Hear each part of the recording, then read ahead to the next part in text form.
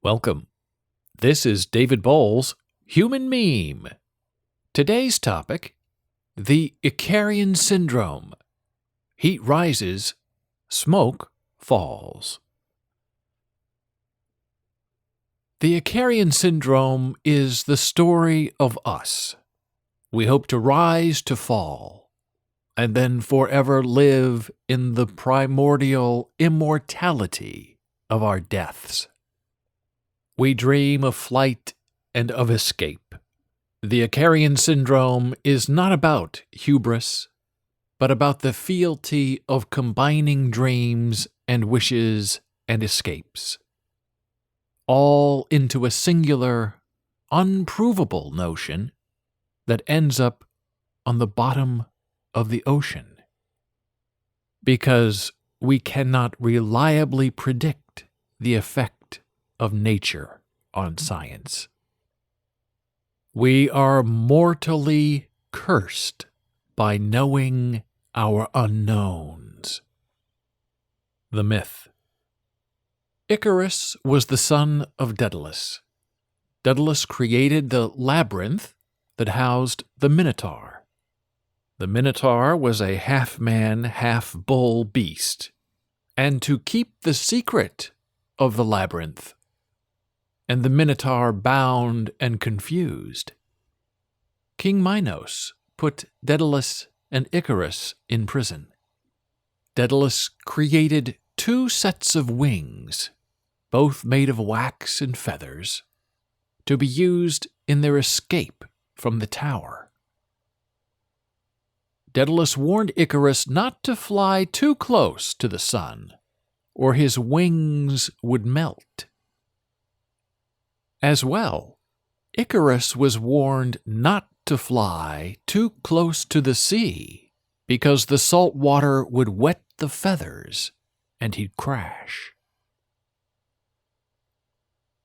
As father and son escaped, flying into the sky, Icarus did not listen to his father, and Icarus purposefully flew too close to the sun,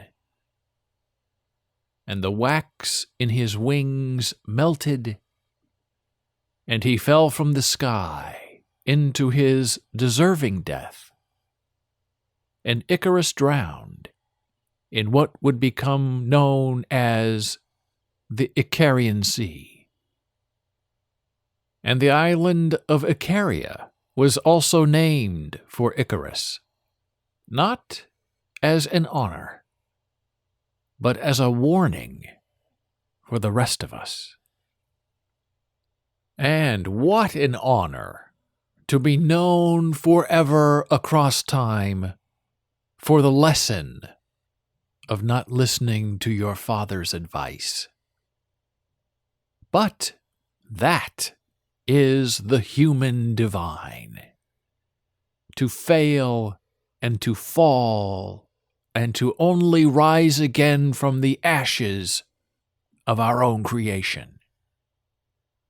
Heat rises, smoke falls, and the foolish of us are remembered forever. But there is something more going on with the dance between air and combustion, and the waltz of seawater, and the tenets of human longing. And that is the combining of intentions, one of lift and one of decline,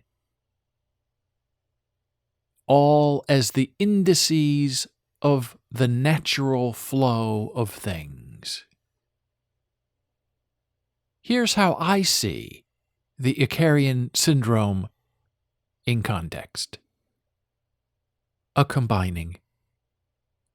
A whole is in need of separation in order to transform meaning in purpose.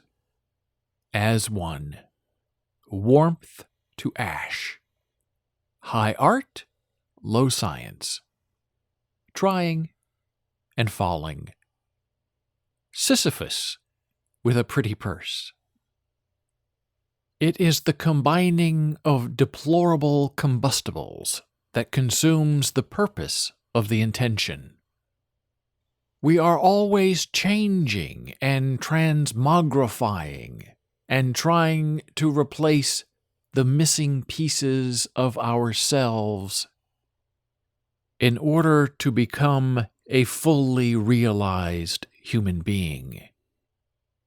Modern alchemy in a glass bottle with a cork stopper. We fling ourselves, rocket-like, into the sun and beyond the heavens and into space in the eternal hope against struggle and in the desire for an immortality that lives beyond the bounds of our shattering glass bottles. But then there is always a natural change in order for us to survive the next stage of our journey. A separation. To continue onward and upward, we find ourselves separating from the very elements that brought us into this moment in time. This expansion of the self into disregarded parts is frightening. But it is natural and expected by both science and art. What is combined into one will naturally have to become two, will become many, will become nothing. This belies the lift of life, not the circle. The separation is a shrugging of weight and responsibilities of things that have been used up in order to be discarded, irresponsibly, into the sun and against the moon.